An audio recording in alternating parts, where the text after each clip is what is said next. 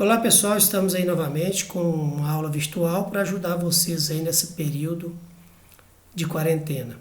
Hoje quero passar para vocês alguns exemplos de aplicação deste conteúdo.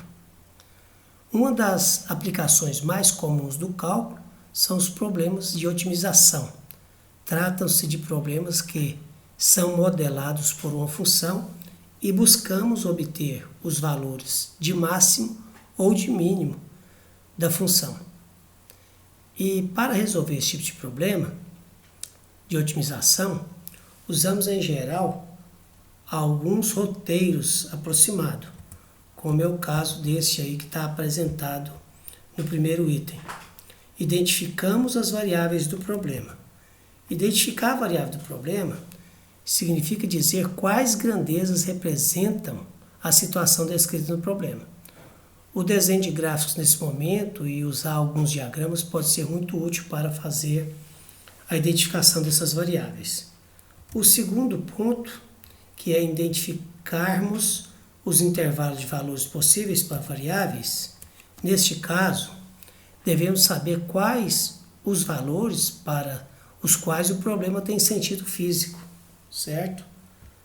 E o terceiro ponto, descrevermos as relações entre essas variáveis por meio de uma ou mais equações, que eu acredito que aqui é o passo mais complicado.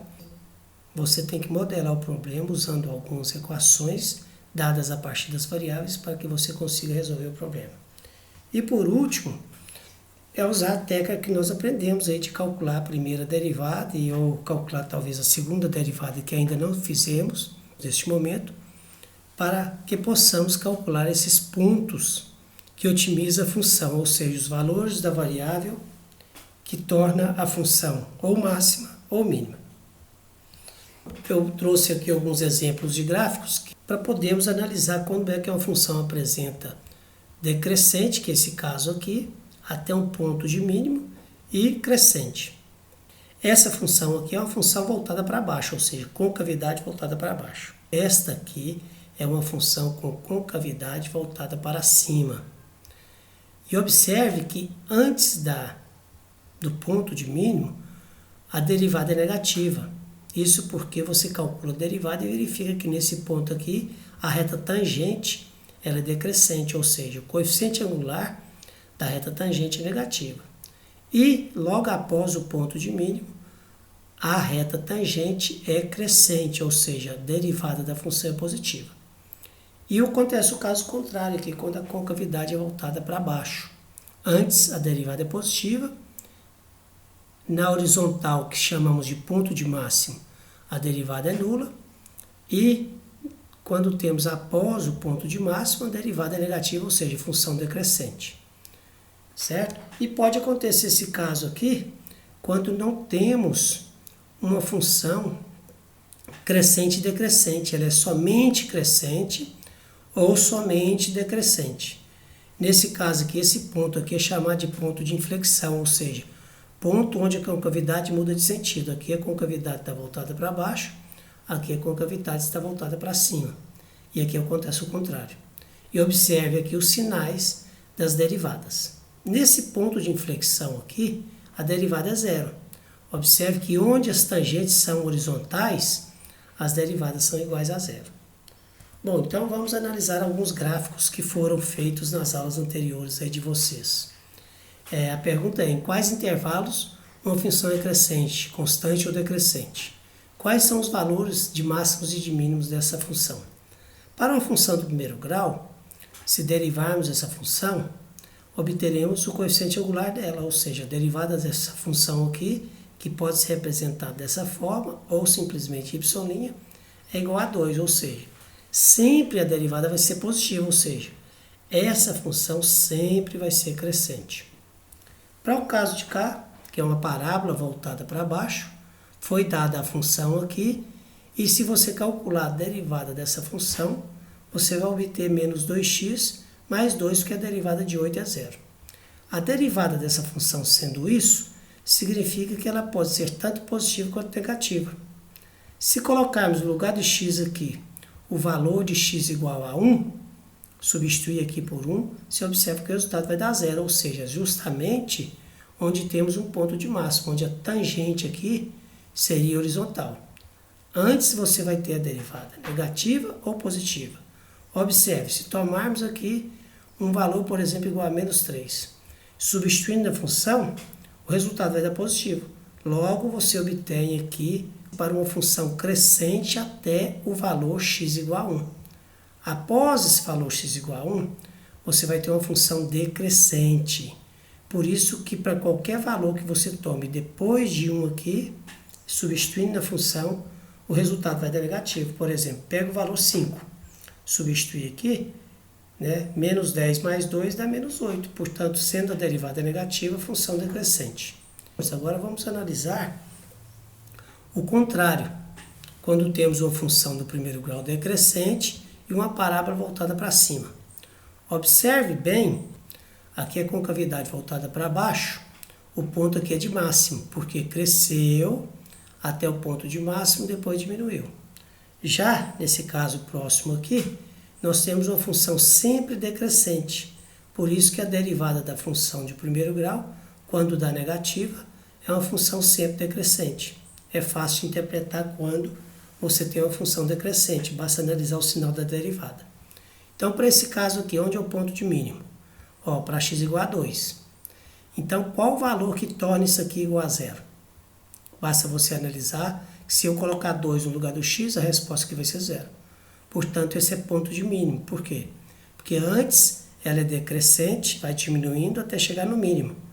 E a partir daí ela vai aumentando, quer dizer que a partir do x igual a 2, a função é crescente.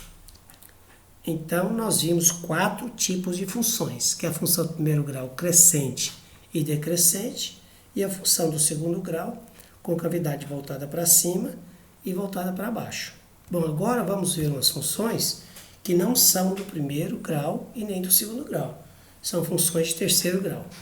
Essa função aqui, ao derivarmos ela, eu até acredito ser melhor você fazer a conta aí no papel com mais cuidado, você vai obter essa função daqui, fazendo a derivada. Essa função aqui, ela pode ser tanto negativa quanto positiva. Então, vamos fazer uma análise. O gráfico da função x³ aqui, que é uma função de terceiro grau, ela é crescente até determinado ponto. Nesse ponto aqui, ela para de crescer e começa a decrescer até determinado ponto aqui, depois ela volta a crescer novamente.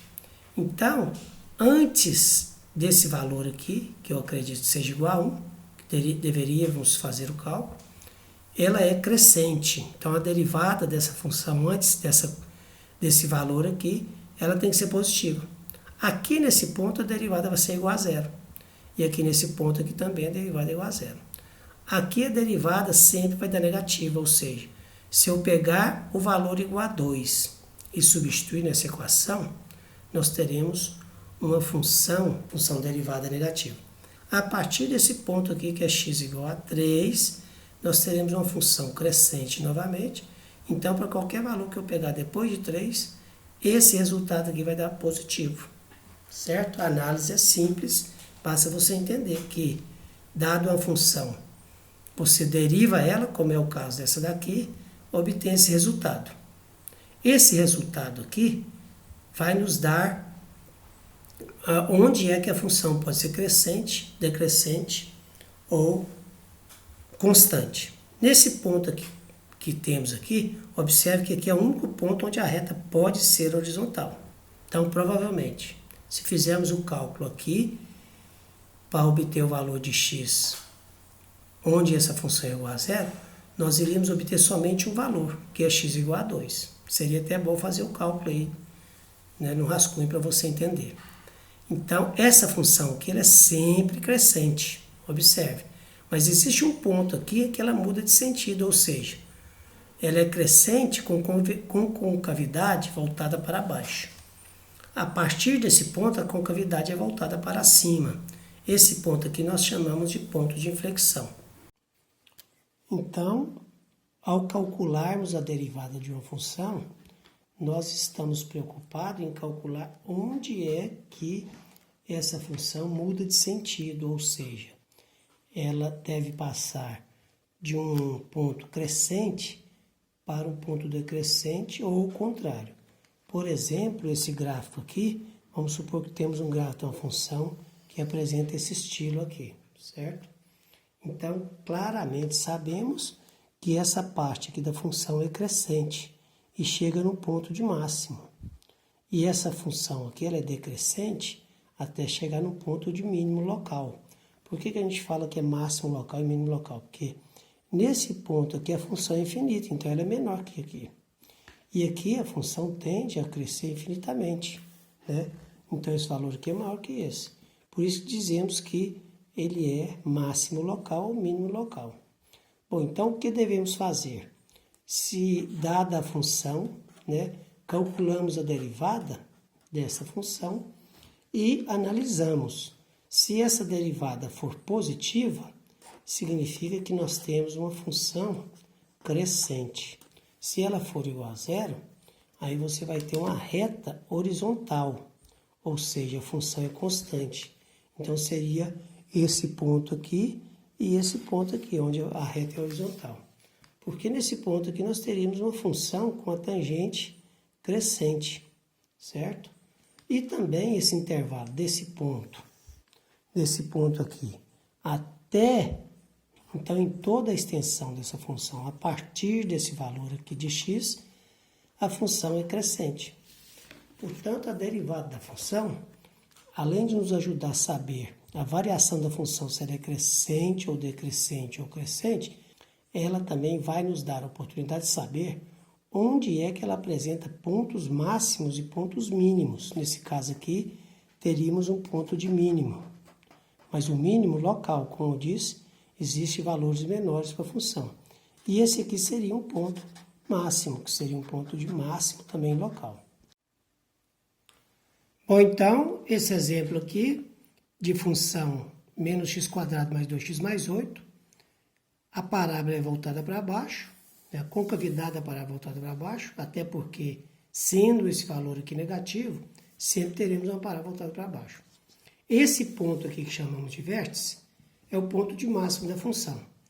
E com essa nova ideia de otimização, então basta você pegar a função, que é f de x igual a menos x² mais 2x mais 8, e calcular a derivada dela. Então, qual que é a derivada dessa função? Menos 2x mais 2, correto? E sabemos, se a derivada for igual a zero, nós teremos uma tangente horizontal, ou seja, nós descobriremos onde é o ponto de inflexão, ou seja, um ponto crítico, onde a função muda de sentido. Nesse caso aqui, ela é crescente até esse ponto e decrescente após o x igual a 1. Então, vamos descobrir, se você não tivesse o gráfico em mãos, você teria como descobrir simplesmente fazendo isso aqui igual a zero. Ou seja, onde a tangente do ângulo é igual a zero. Então, nesse caso aqui, resolvendo essa equação, nós temos x igual a 1, que é justamente onde a função muda de sentido. Bom, tomando também a derivada e assumindo qualquer valor antes do x igual a 1, você pode perceber que aqui, ó, a derivada da função ela vai ser positiva, maior que zero, correto? Então, nesse caso aqui, a função vai ser maior que zero. E se você tomar um valor depois de x igual a 1, você vai perceber que a função f de x ela vai ser menor que zero. Daí, vamos fazer o teste. Vamos tomar para x igual a zero. Substitui zero na derivada, né? Então, nós vamos ter para x igual a zero, na função derivada, nós teremos 2 positivo, então a função é crescente. Então, quando é que você sabe que a função é crescente? Deriva a função, a partir da derivada substitui um valor que você queira saber, e se der positivo, ela é crescente. Então, vamos pegar o valor depois de 1, por exemplo, o valor aqui 3, para x igual a 3. Se você colocar para x igual a 3 a função ali, nós teremos menos 2 vezes 3 mais 2, que é igual a menos 6 mais 2, que dá menos 4. Sendo negativo o resultado aqui, você percebe então que a função vai ser decrescente. Então, para qualquer valor depois de 1, nós teremos a função decrescente. Outra observação importante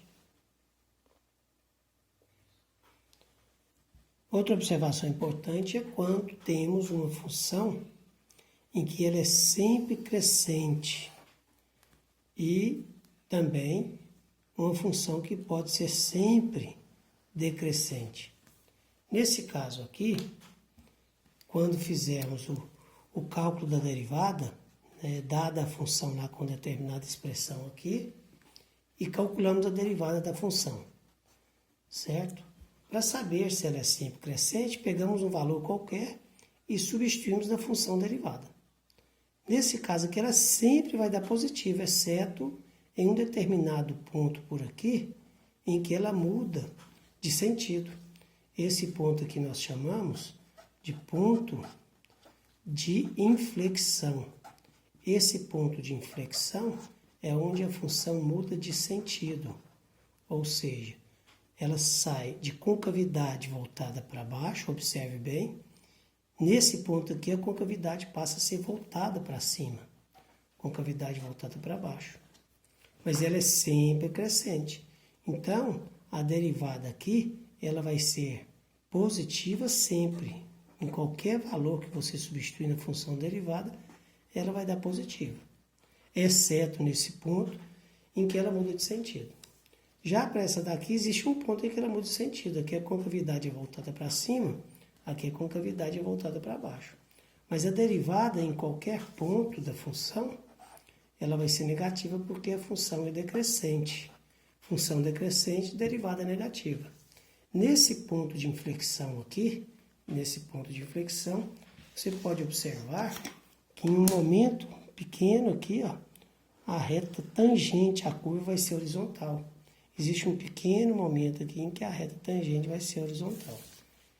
Bom, então como diferenciar de uma função que apresenta um ponto de máximo ou de uma função que apresenta um ponto de mínimo ou de uma função que apresenta pontos de inflexão? Bom, nesse caso aqui, basta você fazer uma pequena verificação antes e depois. Aqui sabemos que a derivada da função é positiva. E aqui sabemos que a derivada da função é negativa. Então, se o sinal da função mudar, significa que ela saiu de crescente para decrescente, então é ponto de máximo. Se o sinal da função mudar de negativo, que a função é decrescente, para positivo, significa que é ponto de mínimo. Ah, mas e esse ponto de inflexão? Esse ponto de inflexão você tem que tomar uma outra ferramenta. É calcular a derivada da função novamente, que a gente chama de segunda derivada da função. Então, a gente iguala a zero a segunda derivada da função. Fazendo o cálculo da segunda derivada, igualando a zero, você vai descobrir onde é que a função apresenta mudança de sentido, ou pontos de inflexão. Bom, a partir dessa análise, dá para se fazer um bom estudo aí de algumas funções que serão apresentadas no curso. É um exemplo de otimização, onde uma caixa retangular aberta deve ser fabricada com uma folha de papelão 15 por 30, recortando quadrados dos cantos. Então, nós vamos pegar uma folha de papelão e cortar um pequeno quadrado de cada canto aqui para construir uma caixa e vai resultar somente essa parte branca aqui. Correto? Então, a pergunta é, existe alguma medida do corte que produz uma caixa com volume máximo? Então, vamos ao cálculo.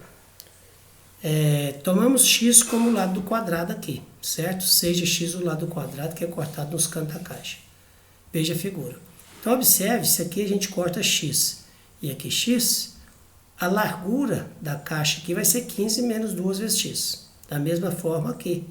Se tudo é 30, você tira dois cantinhos iguais a x, você obtém aqui o comprimento igual a 30 menos 2x. O nosso objetivo é calcular o volume. Mas sabemos que volume é comprimento vezes largura vezes altura. O comprimento, que é 30 menos 2x, a largura, que é 15 menos 2x, e a altura, que é x. multiplicando isso aqui, você vai obter essa função aqui, certo? Vamos fazer o cálculo aqui para vocês entenderem melhor. Mas antes de fazermos o cálculo para saber como que deu esse valor aqui, eu quero que vocês observem que o x ele tem que ser um valor que está entre 0 e 15 sobre 2. Por quê? Porque se eu pegar um valor, por exemplo, igual a 8, de 15 eu não tenho como retirar 8 daqui e 8 daqui, porque senão a caixa vai ter largura 0. Então eu tenho que pegar pelo menos a metade de 15, menor que. Então o meu valor de x não pode ultrapassar 7,5. Então, a partir da função do volume, que ela é dada pelo comprimento, por essa função aqui, a largura e a altura, obtemos a função volume. Nosso objetivo é calcular o valor de x, né, de modo que o volume para esse valor seja máximo, correto? Queremos uma caixa de volume máximo. Para isso, devemos multiplicar essa função para ficar mais fácil, porque podemos derivar usando a regra do produto, certo? Mas é melhor fazer a multiplicação, correto? Então, nós temos que calcular onde a derivada dessa função é igual a 0, porque para esse valor de x, a função assume valor máximo. Portanto, vamos fazer a multiplicação daquela função, 30 vezes 15 dá 450, e 30 vezes 2 dá 60x, né? Menos 30x mais 4x ao quadrado, e multiplica o x de fora. Fazendo a multiplicação aqui é 90x vezes x dá 90x ao quadrado. Então, vamos colocar 4x3, porque é esse vezes esse, menos 90x ao quadrado, mais 450x. Portanto, chegamos na função, que é a função do volume, correto? Então, vamos derivar essa função. A derivada dessa função é 12x ao quadrado menos 180x mais 450, certo? Percebe-se então que para essa função igual a 0, teremos o volume máximo. Então, vamos tentar calcular o valor de x, de modo que essa função aqui seja igual a 0. Então, para ficar mais fácil, podemos dividir aqui por 12, que é x ao quadrado menos 15x, mais 37,5 igual a 0. Não precisaria não, caso você queira resolver sem fazer a divisão por 12.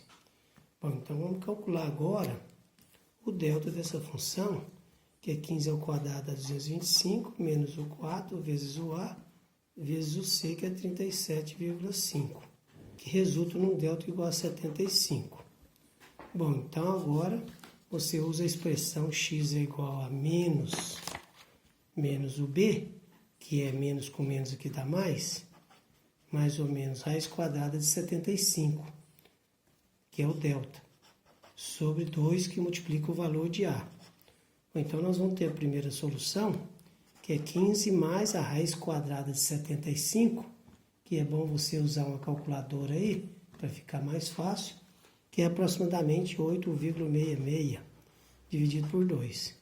E a segunda solução, que é 15 menos 8,66 dividido por 2. 11,83. 3,06 aproximado. Correto? Então, por que esse valor aqui não nos interessa? Esse valor aqui não pode ser. Lembra que lá no início foi dito que o x tem que estar entre 0 e 15 sobre 2. Do contrário, você não tem uma caixa, né? Então, essa equação, essa resposta aqui é o único valor que nos interessa. Então, sabendo que essa função aí nos dá o volume da caixa para as condições dadas, e obtemos para x igual a 3,065 aproximado, esse valor torna o volume máximo. eu vou calcular para um valor fácil de fazer o cálculo, eu vou arredondar esse valor aqui para 3, correto? Para a gente poder calcular um valor próximo de 3. Então, substituindo a função ali, o volume para x igual a 3 é 4 que multiplica 3 elevado ao cubo, menos, observe bem a expressão, 90 que multiplica x ao quadrado. No caso aqui, o x é igual a 3, correto? E mais 450 que multiplica 3. Fazendo essa conta, que vai resultar em 648. Então, o volume máximo não é esse. Bom, se você tomar para x igual a realmente o valor mais próximo ainda, você vai ter um valor mais próximo da realidade, né? Que é o valor máximo, correto? Então, dessa forma, para esse valor x igual a 3,065, nós teremos um valor máximo da caixa, que é o volume máximo, 648, que não muda muito para quem for fabricar uma caixa, né? É um valor, uma diferença muito pequena. Então, arredondaria para o x igual a 3. Vamos analisar o gráfico. Eu usei o aplicativo, digitei a função volume e o gráfico deu assim. Então, podemos observar que o gráfico ele é crescente até determinado valor, ou seja, para esses valores de x aqui, à medida que você vai tomando o valor de x maior, o volume aumenta até certo ponto. Que ponto é esse? É justamente os 648 que nós obtemos lá. Esse valor aqui corresponde a 648. Para x igual a aproximadamente 3. Então, se pegarmos valores acima de 3, o volume vai diminuir, até ficar negativo em determinado ponto. Nesse ponto aqui, nós teríamos um valor mínimo local. Portanto, esse ponto aqui é o ponto onde o volume apresenta o maior volume, para x igual a 3,05, que foi apresentado lá. Bom, é isso que eu gostaria de apresentar para vocês. Análise de otimização de função. Ela pode, aparentemente, mostrar-se complicado, mas necessita de um pouco de dedicação por parte de vocês. Eu coloquei no Virtual IF uma quantidade de atividades lá para fazerem. Espero que vocês façam e qualquer dúvida postem lá no grupo de monitoria, que eu estaria à disposição de vocês. Então, bons estudos aí.